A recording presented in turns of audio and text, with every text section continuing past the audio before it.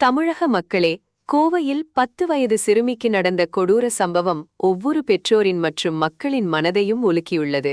ஒரு குழந்தையின் உயிரை பறித்த இந்த சம்பவத்திற்கு விரைவான விசாரணையும் சட்டத்தின் கீழ் மிகக் கடுமையான தண்டனையும் வழங்கப்பட வேண்டும். மக்கள் தீர்ப்பே மகேசன் தீர்ப்பு என்று சொல்வார்கள். குழந்தைகள் பாதுகாப்பாக வாழும் சமூகத்தை உருவாக்குவது நம் அனைவரின் கடமை.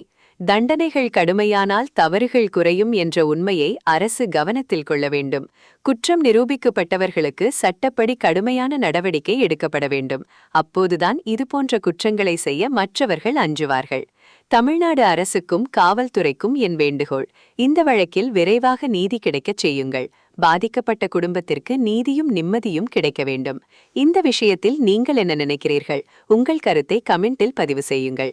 நீதிக்காக குரல் கொடுக்க விரும்பினால் இந்த வீடியோவை சப்ஸ்கிரைப் செய்து பகிருங்கள். மேலும் சமூக விழிப்புணர்வு வீடியோக்களுக்கு எங்களுடன் இணைந்திருங்கள். நாம் அனைவரும் உரக்க சொல்வோம்: தண்டனைகள் கடுமையானால் தப்புகள் குறையும். இந்த முழக்கம் இவ்வுலகில் 8 திக்கும் எதிரொலிக்கட்டும்.